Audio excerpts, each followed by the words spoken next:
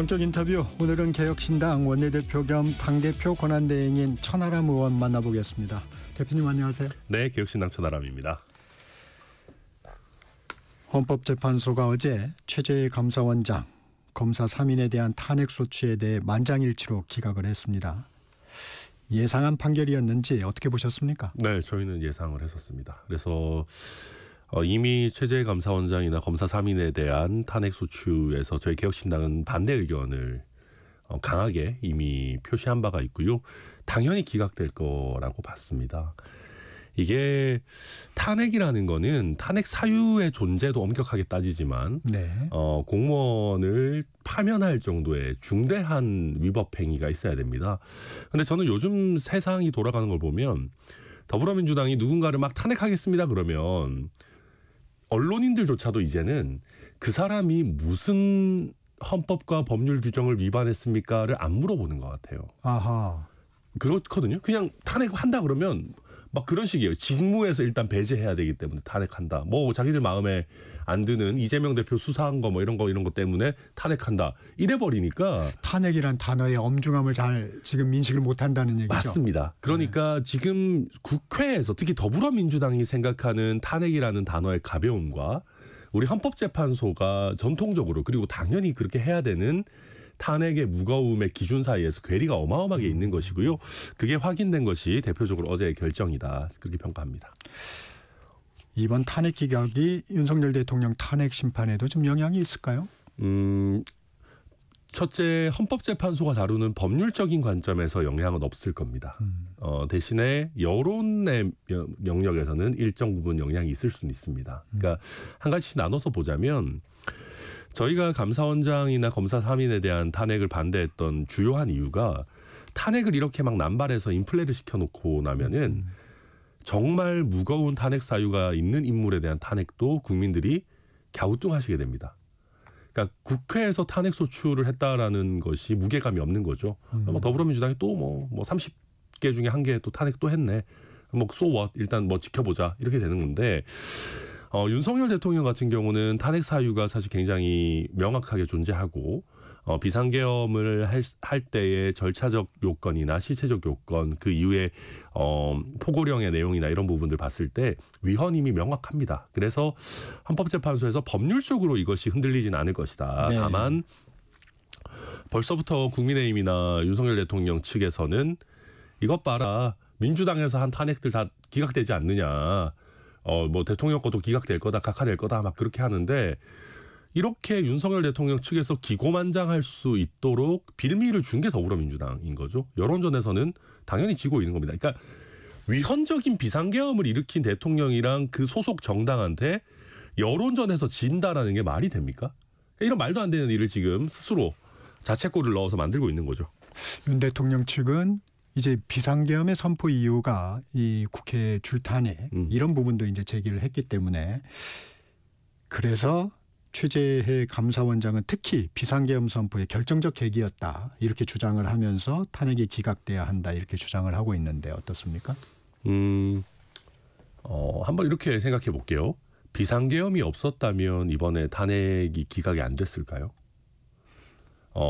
이제 가정적으로 아마 비상계엄이 없었더라도 헌법재판소는 어제와 같은 결론을 냈을 거라고 생각합니다. 법리적으로 워낙 명확하고 비상계엄을 통해서 만약에 헌법재판소의 타국의 간첩이 잠입해 있어서 우리 헌법 질서를 뭐 유린하고 있다라는 것을 적발해냈다. 그래서 줄탄핵을 막을 수 있는 어떤 교두보를 만들었다라는 거라면 이 얘기가 성립할 수 있겠죠. 그런데 비상계엄 이후에 헌법재판소의 구성은 사실 크게 달라진 바가 없습니다. 그렇다면 국제 신인도나 우리나라 경제 그리고 특히 연말연시 자영업자 경기에 어마어마한 타격을 준 비상계엄을 안 했더라도 민주당의 줄탄핵이라고 하는 것은 헌법재판소가 적절하게 제동을 걸고 기각을 시켰을 겁니다. 그럼 어제의 오히려 헌재 결정은 저는 반대로 이 비상계엄이라는 것이 얼마나 쓸데없는 일이었느냐, 얼마나 마이너스만 잔뜩 있고 그 어떤 긍정적인 효과도 없는 거였느냐를 다시 한번 보여주는 것이고요. 이재명 대표에 대해서 반대하는 수많은 국민들이나 정치인들 입장에서는 진짜 그 뭐랄까요, 진짜 가슴을 칠 일입니다. 대통령이 비상계엄 같은 거 안 하고 만약에 어제를 맞이했다. 그럼 민주당의 줄타내기에 대해서 더 공세도 할 수 있고 이재명 대표도 책임지고 아마 대국민 사과 같은 거 해야 됐을 수 있습니다. 그러고 더 나아가서는 이재명 대표의 항소심, 상고심 그냥 순리대로 진행되게 놔뒀다면 사법 리스크가 만약 있다면 확인되고 현실화됐을 것인데 지금 윤석열 대통령이 비상계엄을 해놨기 때문에 오히려 어제 더불어민주당이 탄핵 기각으로 받은 충격이 일정 부분 줄어든 겁니다. 그래서 지금 윤 대통령 측 변호인들의 말이 안 되는 것이 윤석열 대통령의 비상계엄으로 지금 이재명 대표와 더불어민주당을 가장 크게 도와주고 있고 그걸 국민의힘 강성 지지층이 오히려 응원하고 있는 도저히 논리적으로는 말이 안 되는 일들이 지금 한국 정치 특히 여당 지지층에서 일어나고 있는 일입니다. 약간 역설적인 분석을 좀 해주셨군요. 네. 네. 윤 대통령 탄핵 심판 평의가 왜 이렇게 길어지는 걸까요? 우선 그 비상계엄이라고 하는 것은 굉장히 특수한 일이죠. 그러다 보니까 거기에 대한 법률적인 평가나 분석도 스터디가 그렇게 많이 되어 있는 분야는 아닙니다. 그러니까 헌법재판소에서도 신중하게 쟁점별로 분석을 하게 되는 것 같고요.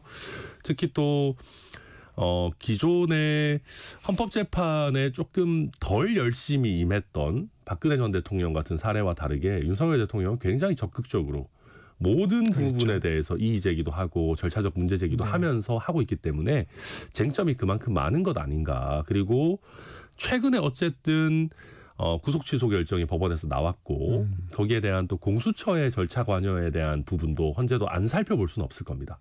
그래서 쟁점도 많고 내용이 많고요. 다만 짧게 얘기하자면 대통령 신병에 대한 검찰의 즉시 항고 그다음에 이제 법원의 재판이 계속 진행 중이었다면 저는 오히려 더 연기됐을 거라고 생각하는데 신병에 대한 결정이 사실상 종결됐기 때문에 연기가 되더라도 많이 안 되고 다음 주 정도에는 선고되지 않을까 기대합니다. 네, 윤 대통령 구속 취소도 말씀해 주셨으니까 그 관련해서도 좀 살펴보겠습니다. 구속 취소를 바라보는 양당 국민의힘과 민주당의 손익계산서 득실을 좀 평가해 주시면. 국민의힘도 그렇게 환영한다는 입장이지만 그리 고민이 좀 있는 것 같습니다. 이제 국민의힘은 환영한다는 입장인 것은 대외적으로 윤석열 대통령이 폭탄이라는 걸 인정할 수 없기 때문입니다. 정치적으로 윤석열 대통령은 폭탄입니다. 그리고 가만히 있는 폭탄이 아니고 굉장히 적극적으로 폭발할 거리를 찾아다니시는 폭탄이거든요. 그러면 앞으로 탄핵 결정이 나고 조기 대선이 있다면 국민의힘은 경선을 해야 될 겁니다. 대선 주자 경선할 때 대통령이 가만히 계실까요? 저는 결코 가만히 계실 거라고 생각하지 않습니다. 저는 지지하는 후보와 함께 같이 쌍으로 어퍼컷을 하실 거라고 거의 확신을 하고요.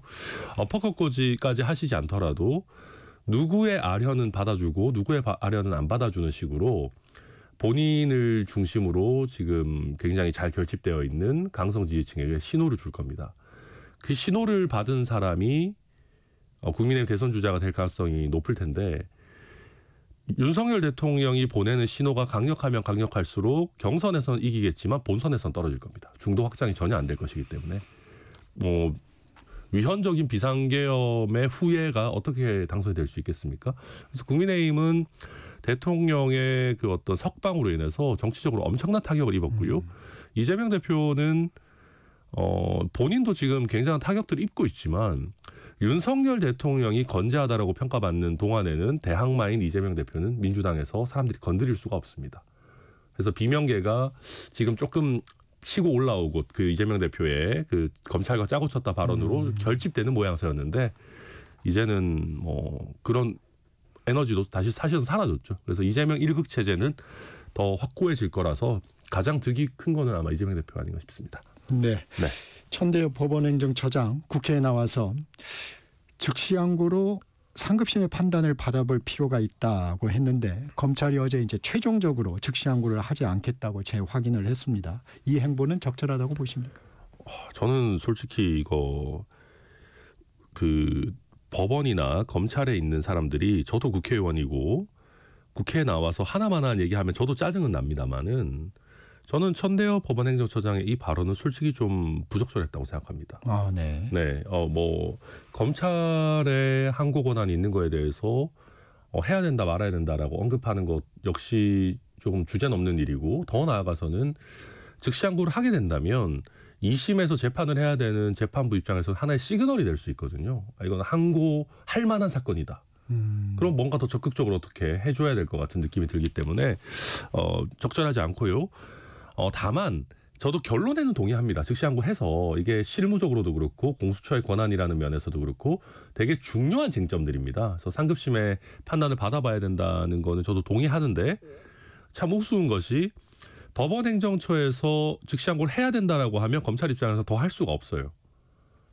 나름대로 조직의 자존심이라는 게 있지 않겠습니까? 법원이 시켜서 우리가 결정한 거를 바꿔서 즉시 항고를 한다. 그럴 수는 없는 것이거든요. 그래서 저는 천대엽 법원행정처장의 발언이 오히려 신락같이 남아있던 즉시 항고의 가능성을 없애버린 것 아닌가 그렇게 평가합니다. 야당은 하여튼 반발이 좀 심합니다. 네. 민주당을 비롯한 야5당 심우정 검찰총장을 고발했는데 개혁신당은 빠졌어요. 그러니까 이게 그런 겁니다. 우리가 더불어민주당의 작금의 행태들을 보면서 고발, 탄핵, 내란 이런 그 아주 엄중한 일들이 너무나도 가벼워졌습니다. 우리가 어쨌든 일국의 검찰총장을 고발한다라고 하면 무슨 법을 어떻게 위반했는지가 명확하게 나와야 됩니다. 근데 저는 단 한 번도 그런 설명을 들어본 적이 없습니다. 즉시 항고는 하는 게 바람직하다고 생각하지만 항고잖아요. 항고를 할지 안 할지 선택할 수 있는 겁니다. 그럼요. 항고를 안 하는 거는 불법이 아닙니다. 그랬는데 항고를 안 했다라고 해가지고 직권남용이다. 너 내란 동조 세력이냐 이렇게 하면서 고발한다라고 하는 것은 더불어민주당에도 훌륭한 법조인 출신들이 많이 계시는데 이거는 법대 1학년도 안 할 일을 너무나도 정치적 논리를 앞세워서 강성 지지층이 뭔가 싫어할까 봐 안 하면 아니면 강성 지지층을 더 결집시키기 위해서 정치적인 목적만으로 고발 제도를 남용하고 있는 것인데 저는 이거는 그다지 바람직하다고 생각하지 않습니다. 네, 법원의 하여튼 구속 취소 결정 이후에 이준석 의원이 공수처 폐지법을 발의했죠. 네. 어떤 배경입니까? 근본적으로 이준석 의원은 조금 정부기관의 효율을 굉장히 중요시합니다. 네. 그런데 공수처 같은 경우는 상당한 숫자의 인력과 또 굉장히 큰 수사기관 치고는 상당한 예산을 씀에도 불구하고 제대로 된 수사 성과를 낸 적이 없고 특히 원래 도입한 취지였던 판사나 검사의 비위행위나 어떤 문제되는 직무행위에 대한 견제 기능을 단 한 건도 제가 알기로는 제대로 수행한 바가 없습니다. 그럼 이건 예산 낭비죠. 예산 낭비하는 국가기관을 우리가 왜 둬야 되느냐. 예전 같으면 검찰이 너무 거대하니까 견제한다. 근데 지금은 경찰도 모든 범죄에 대한 수사 권한을 가지고 있거든요. 네. 공수처의 존재 이유가 과연 무엇이냐라는 근본적인 질문이 있을 수밖에 없고요. 또 한 가지는 전 세계적으로도 죄명을 쪼개고 범죄자를 쪼개고 이게 관련 사건을 수사할 수 있니 공범을 수사할 수 있니 이런 복잡한 제도를 설계해 놓은 나라가 많지 않습니다. 이번에 국민들이 인식했죠. 너무 복잡했죠. 네. 그렇게 되다 보니까 수사기관끼리도 여기서 문제가 발생해버리고 대한민국 역사상 어쩌면 가장 중요한 형사사건일지도 모르는 윤석열 대통령의 그 내란 우두머리 혐의에서도 어쨌든 절차적인 최소한의 문제점들이 드러난 겁니다. 네. 그렇다면 이 부분은 거악을 척결하기 위해서라도 이런 불일치 절차적 문제점을 제거할 필요가 있다. 이런 취지입니다. 윤 대통령 관저로 돌아갔는데 외부행보나 공식 메시지는 없이 좀 침묵하고 있습니다. 헌법재판소 좀 자극하지 않으려는 행보일까요? 네, 탄핵 결정이 어떤 형태로든 나오기 전까지는 굉장히 좀 조심하는 모습을 보일 겁니다. 그리고 탄핵 왜냐하면 특히 보수 성향의 재판관들을 자극해서 좋을 게 하나도 없기 때문에 최대한 아마 조용히 계실 것이고 그런데 이제 문제는 탄핵이 기각돼서 직무에 복귀하면 대통령이니까 상관없지만 탄핵이 인용이 됐을 때 아까도 말씀드렸지만 윤 대통령께서 과연 승복하고 차분하게 계실 것인가. 그것이 아니라면 헌법재판소의 탄핵 결정이 잘못되었으니 이 원수를 갚아줄, 복수를 할 정치적 후계자를 찾아서 거기에 힘을 실어줄 것인가.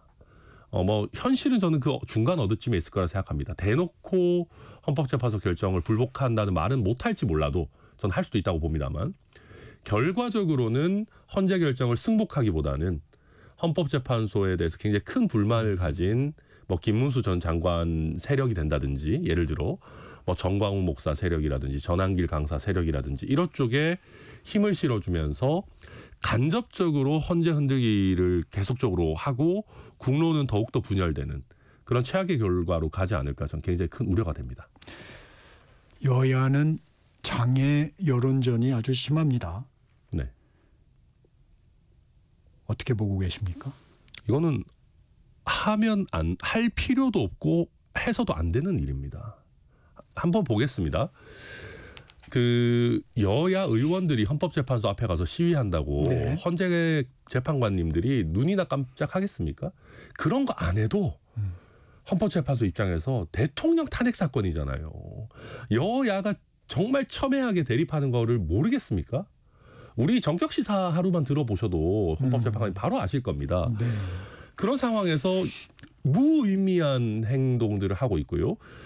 저도 의원이지만 의원이 밖에 나가서 장외 집회하고 거리에서 투쟁하고 있으면요, 의원실이 돌아갈 수가 없습니다. 의원실에 보좌진 9분이 계시는데 다 공회전을 하게 돼요. 그리고 더 최악인 거는 그중에 몇 분은 이렇게 미세먼지 심한 날 여의도에서 무슨 광화문까지 걸어서 거리 행진을 네네. 민주당에서 한다는데, 오늘도 하는지 모르겠습니다. 아무튼 하면 따라가야 됩니다. 아니 의원이야 자기가 정치적인 목적으로 하는 거지만 보좌진은 무슨 죄입니까, 이 미세먼지 마시면서. 그리고 중간중간에 그 의원 사진 찍어줘야지, 먹을 거 갖다 줘야지, 물 챙겨줘야지. 이게 무슨, 이게 정말 국가적 낭비입니까? 그리고 그래서 제가 정말로 이러다가 국회 보좌진 업무 선진화법 만들어야겠다라는 얘기까지 했고요. 나아가서 더 큰 틀에서 보면 국론 분열을 어떻게 보면 더 부추기는 거잖아요, 여야 의원들이. 그냥 조용히 우리 헌재 결정 지켜봅시다 해도 돼요. 그리고 지지층들한테도 헌재 결정 나오면 어느 방향으로 갔든 헌재 결정 최종적인 거니까 승복하고 대한민국이 앞으로 나아가야 됩니다, 이런 얘기를 해도 부족할 판에 각자 거리로 나가가지고 오히려 더 지지층들을 지금 막 이렇게 더 흥분시키고 있거든요. 네. 이거는 정말 국가적으로 마이너스가 되는 행위를 의원들이 국가 세금 받아가면서 보좌진 월급까지 낭비해가면서 하고 있는 거죠. 이건 정말 나쁜 일입니다. 정치권이 해야 돼서는 안 되는 일이다. 네, 그렇습니다. 야권에서는 민주당을 포함해서 5당의 연대의 틀을 가동하고 있습니다. 개혁신당은 참여하지 않고 있는데, 개혁신당의 범보수 연대 가능성, 이건 열려 있습니까? 아니요. 굳이 따지면 대통령 탄핵이 필요하다라는 면에서 저희 개혁신당은 굉장히 강경한 의견을 가지고 있습니다. 탄핵이 반드시 필요하다고 보고 있고, 저도 기존에 비상계엄이 있었던 밤에 사실 대통령에 대해서 미치광이라는 표현까지 써가면서 그 비상계엄 행위가 결코 용납되어서는 안 된다라는 걸 명확하게 한 바 있습니다. 그래서 탄핵이 신속하고 또 적절하게 인용되어야 된다라는 개혁신당의 입장은 명확합니다. 그러나 저희는 지금 야 5당이 하고 있는 지나치게 감정적이고 강성 지지층에 소구하는 이 방법론에 반대하는 겁니다. 제가 거듭 말씀드린 건 그런 겁니다.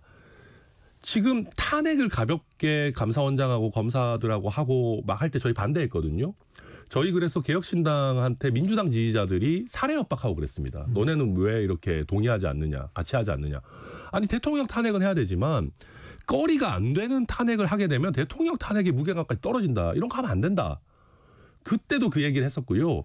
지금도 거리 나가가지고 투쟁하고 삭발하고 시위하고, 저는 이것은 이 방법론은 대한민국 정치에 해가 된다고 생각하기 때문에 저희는 아무리 목표가 똑같더라도 대한민국 정치에 악영향을 주는 방법론에는 동참할 생각이 없습니다.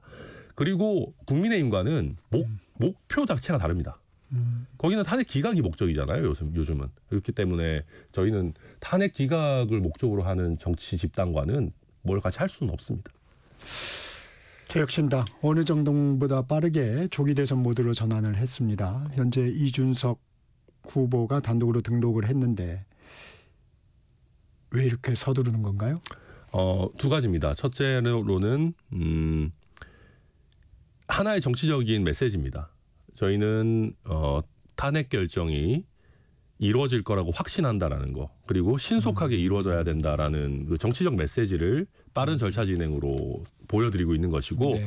두 번째는 현실적으로 개혁신당 같은 경우는 당직자 숫자도 큰 정당들에 비해서 좀 적고 인력이나 조직이나 이런 부분이 부족한 부분들이 있습니다. 그래서 조금 미리 스타트를 해야 또 다른 당 하듯이 이렇게 또 적절하게 또 절차가 빠르게 진행될 수 있기 때문에 저희가 약간 당 사이즈가 작은 점 그런 것도 고려했습니다.